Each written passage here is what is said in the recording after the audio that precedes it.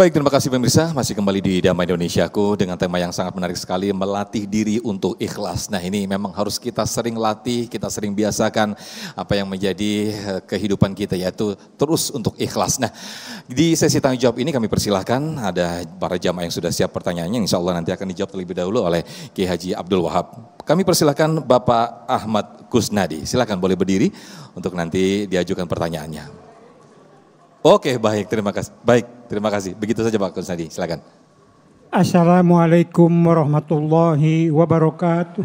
Waalaikumsalam warahmatullahi wabarakatuh. Perkenalkan, nama saya Ahmad Kusnadi dari Jamaah Masjid Al-Muhajirin. Saya ingin bertanya, tetapi agak cerita sedikit. Saya adalah seorang penderita gagal ginjal. Sudah 4 bulan ini cuci darah.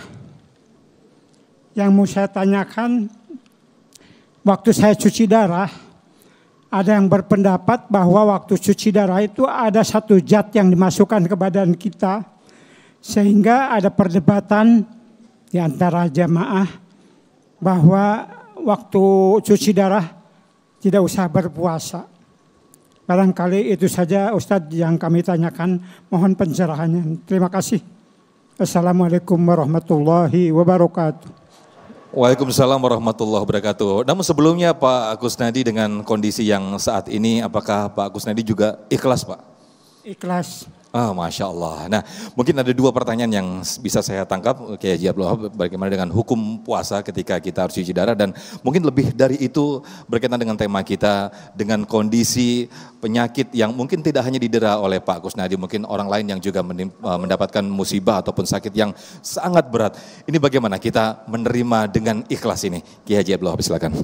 Baik, di dalam Al-Quran Allah menjelaskan, faman kana minkum maridun aw ala safarin fa'iddatu min ayyamin ukhra wa 'alal ladzina yutiqunahu fidyatun ta'amu miskin.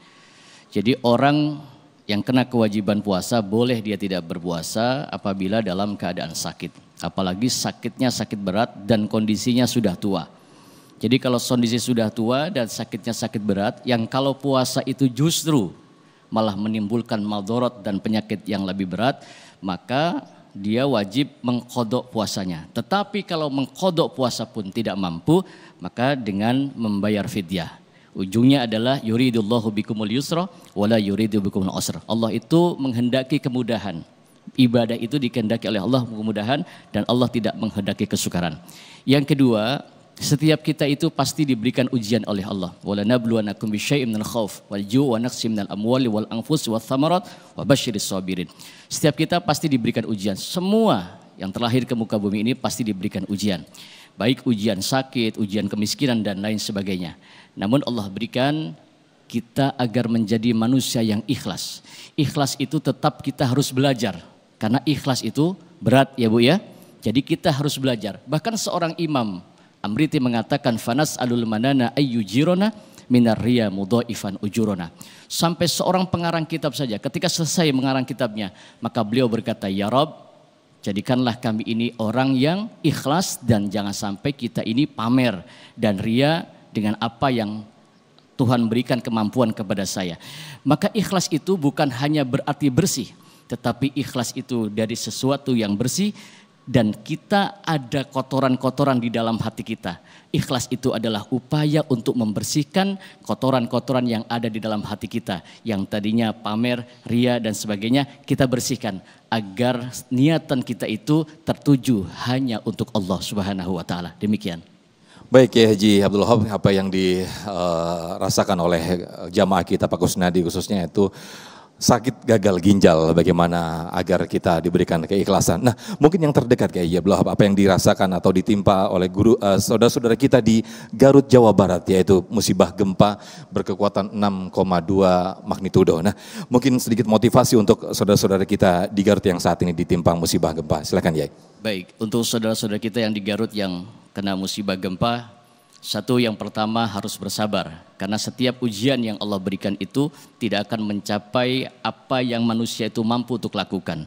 Yang kedua, setiap ujian yang Tuhan berikan itu pasti ada hikmahnya. Pasti ada hikmah yang Allah berikan di setiap musibah yang menimpa kepada diri kita. Dan yang terakhir, ketika seorang itu ikhlas dengan takdir yang Tuhan berikan, maka insya Allah dia akan damai dan tenang dalam menghadapi kehidupan ini, dasari dengan rasa ikhlas. Kalau sudah ikhlas, ikhlas itu tadi saya katakan bahwa ikhlas itu adalah ruhnya amal. Tidak ada nilainya amal kita jika tidak juga digabungkan dengan rasa ikhlas hanya untuk Allah, hanya kepada Allah. Apa yang kita lakukan, maka setiap apa yang kita lakukan dan kerjakan yang disandarkan kepada Allah pasti mendapatkan pahala dunia dan akhirat. Amin, amin ya rabbal alamin. Terima kasih Kiai Wahab.